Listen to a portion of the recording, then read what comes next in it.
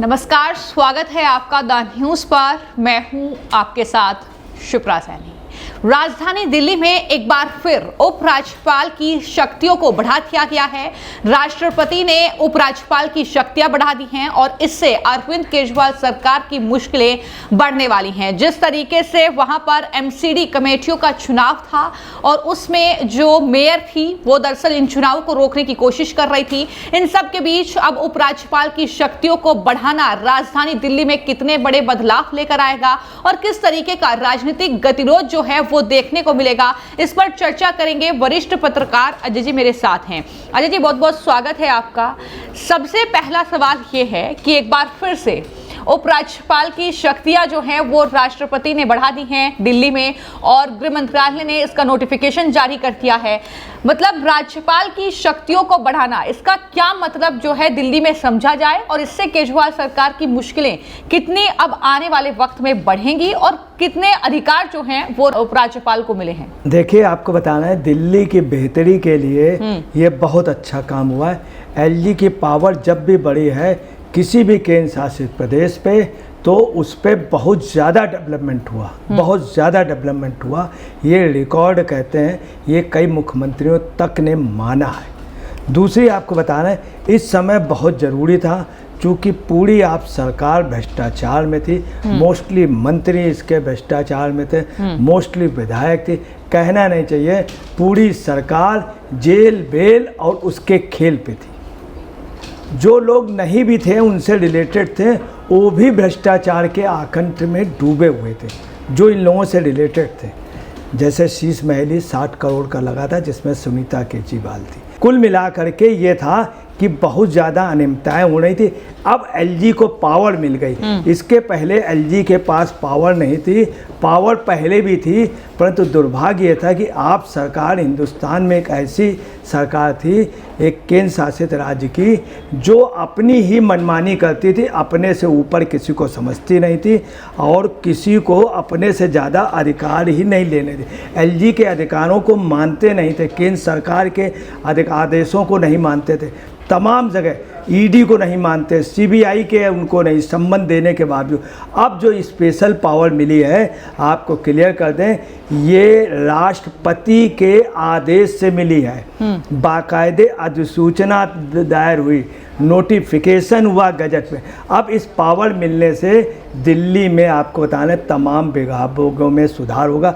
अब क्या है, खास तौर से वैधानिक निकाय, जितने बोर्ड हैं और प्राधिकरण, इसके अलावा और प्राधिकरण, बोर्ड, आयोग, इन सब में विद्युत विनियामक आयोग, इसके अलावा आपको बताना महिला आयोग, तमाम आयोगों में जो गलत ढंग से नियुक्तियां हुई थी उनसे पैसा ज़्यादा उनको दिया गया, कुछ को वापस कर दिया गया।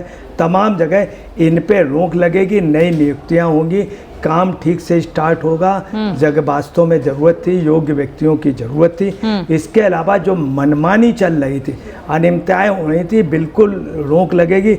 अब आपको बताना है कि यही मेयर शैली ओबेरॉय लगातार ये कहती थी कि मतलब वो चाह रही थी कि हम चुनाव न कराएं एमसीडी के, सिर्फ वो, जबकि नियम यह है कि कोई भी चुनाव होता है तो 2 राजपत्रित अधिकारी या अधिशांसी अधिकारी की मस्ट भी नियुक्त होती है, पीसीएस रैंक की या अपर गस्टेड ए क्लास के गस्टेड अफसर की। ये भी नहीं चाह रही थी। जो ही अधिसूचना जारी हुई उसके बाद एलजी ने सबसे बढ़िया काम ये किया कि उन्होंने इसके लिए अधिकारी नियुक्त कर दिए। और यहाँ पर आप कह रहे हैं कि एलजी की जो शक्तियां हैं वो बढ़ाई गई है और किन विभागों में बढ़ाई गई हैं, लेकिन जैसे ही ये खबर आई तो आम आदमी पार्टी के जो मंत्री हैं सौरभ भारद्वाज, उनकी बौखलाहट दिखी और उन्होंने सवाल उठा दिए कि जितने भी अधिकार बढ़ाए जा रहे हैं उतना ही अधिकारों का दुरुपयोग जो है एलजी कर रहे हैं। तो क्या आपको लगता है कि भ्रष्टाचार पर लगाम लगेगी अलग अलग विभागों में जो आम आदमी पार्टी कर रही है, उसको लेकर के इस तरीके की बौखलाहट है? हकीकत यह है कि एलजी ने के ऊपर अभी तक कोई भ्रष्टाचार का आरोप नहीं, किसी भी एलजी पे नहीं लगा। दूसरी बात है कि ये इसलिए कह रहे हैं, ये जो भ्रष्टाचार कर रहे थे अब उस भ्रष्टाचार पे नकेल पड़ गई। अभी तक तो इन्होंने कर लिया था, अब नहीं कर पाएंगे। अभी तक तो ये था कि इनका पूरा सिस्टम था, इन्होंने इस हिसाब से पैसा लिया कि पूरा खेल था। अब चूंकि एलजी के डायरेक्ट इनसे पूछताछ करेंगे तब इनका कोई रेजोल्यूशन पास होगा। तो आपको बताना ये इसलिए परेशान। और इन्होंने सौरभ भारद्वाज ने पहले क्या कहा कि अपनी पब्लिसिटी चाहते हैं। एलजी क्यों पब्लिसिटी, एलजी को चुनाव लड़ना हो या कोई भी दिल्ली का, लेकिन यहाँ पर वो बीजेपी पर भी निशाना साध रहे हैं कि बीजेपी दरअसल नियंत्रण करना चाहती है दिल्ली को, इसलिए वो पिछले दरवाजे से ऐसा एलजी की शक्तियां बढ़वाकर ये सब कर रही है। देखिए मैं आपको बता दूं, अगर बीजेपी ये करना चाहती बहुत पहले यहाँ पे राष्ट्रपति शासन लगा देती। एलजी के पूरे अधिकार हैं। कोर्ट ने, सुप्रीम कोर्ट ने कहा, हाई कोर्ट ने कहा कि हम इस पे कुछ नहीं कर सकते, एलजी कर सकते हैं। एलजी को पूरा अधिकार है सरकार को भंग करने का। और गृह मंत्रालय के आज दिन तक मोदी की सरकार ने 3 कार्यकाल में किसी भी सरकार को न बर्खास्त किया, ना ही राष्ट्रपति शासन लगाए। यहाँ तक हुआ है बंगाल वगैरह में राज्यपाल को घेर लिया गया, निकलने नहीं दिया। राज्यपाल ने रिक्वेस्ट की जादवपुर यूनिवर्सिटी में कि हमको रास्ता दे दो। तो कुल मिलाकर के आपको बताना है ये अधिकार जो दिए गए हैं, ये अधिकार कुछ तो पहले से थे मगर ये मानने को तैयार नहीं थे आप। यही जम्मू कश्मीर में दिए गए, जम्मू कश्मीर में डेवलपमेंट हुआ। दूसरी बात आपको बताना है कि जो भी अधिकार दिए जाते हैं एलजी को, इससे बहुत ज़्यादा डेवलपमेंट होता। बहुत छोटा सा एग्जांपल बता दें, पौंडीचेरी पे पौंडीचेरी में किरण बेदी जी गई, इतना डेवलपमेंट हुआ। पंजाब में जिस समय राष्ट्रपति शासन हुआ उस समय खास तौर से रिबेरो को जो पावर मिली उससे पंजाब सुधरा।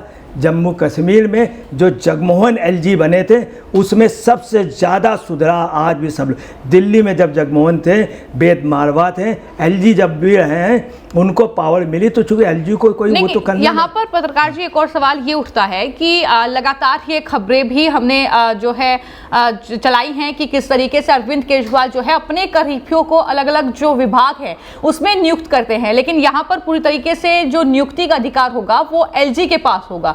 तो क्या इसका मतलब ये भी समझा जाए कि इसलिए भी आम आदमी पार्टी कह रही है कि हम इस फैसले के खिलाफ ही सुप्रीम कोर्ट जाएंगे? ये देखिए सुप्रीम कोर्ट निश्चित जाएंगे। मैं आपको बता दूं डिप्टी मेयर मोहम्मद इकबाल व तमाम लोग सुबह से लगे हुए हैं। ये कोई जवाब भी नहीं दे पाए। इवन सौरभ भारद्वाज ने भी एक थोड़ा जवाब दे दिया कि अपनी पब्लिसिटी चाहते। लगातार ये सुबह से कई लोगों से बात कर रहे हैं।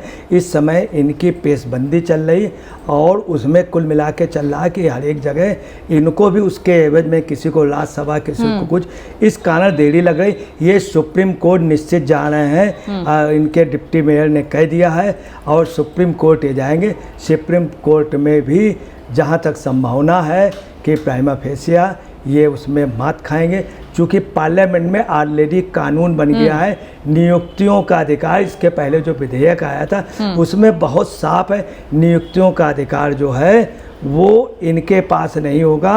मगर आपको बताना है अभी भी जो होगा मुख्यमंत्री उसमें सदस्य रहेंगे, परंतु 2 हाईली नॉमिनेटेड लोग जो हाईली पोस्टों पे होंगे वो होंगे।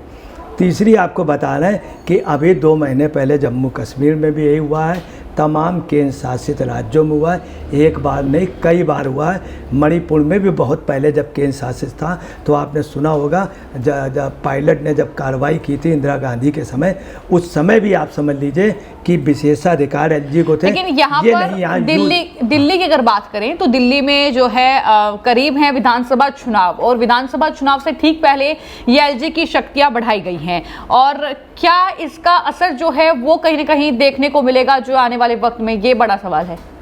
बहुत बड़ा अंतर होगा। बताने एलजी एक निष्पक्ष होते हैं, जो आप समझ लीजिए प्रशासक होते हैं जिनका काम वहाँ के एडमिनिस्ट्रेशन उसका दायित्व लेता। अगर कोई भी चीज़ बिगड़ती है तो एलजी हमेशा कहते हैं कि हमसे गलती हो गई, अभी तक का रिकॉर्ड है, मगर मुख्यमंत्री या सरकार कभी नहीं कहती। दूसरे एलजी को पावर मिलने से हर चीज़ निष्पक्ष होगी।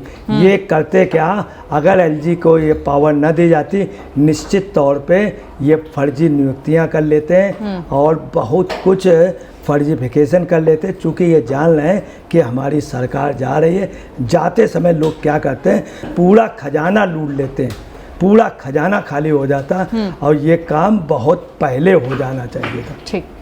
देरी से। दूसरी बात आपको बताएं, कॉन्स्टिट्यूशन ऑफ इंडिया के आर्टिकल 239 में बहुत साफ है सब 1 पे। दूसरी राजधानी क्षेत्र दिल्ली सहकार अधिनियम 1991 में बहुत क्लियर है।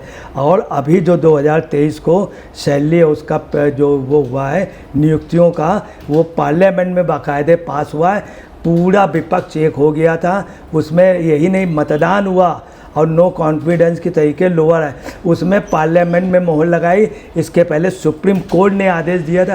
तो कुल मिलाकर के ये जो भी बात आप पार्टी कर रही है गैर कानूनी कर रही है। और जो शैली ओबेरॉय ने कहा था अंतरात्मा की आवाज़ ने, तो उनकी आत्मा अभी तक नहीं जागी कि किस तरह से लोग मर रहे थे कैरोल बाग के वहाँ कोचिंग में, कितने लोग बरसात में मरे। उनकी अंतरात्मा ने 1 सेकंड में एक आदेश पे उनकी अंतरात्मा जवाब दे गई।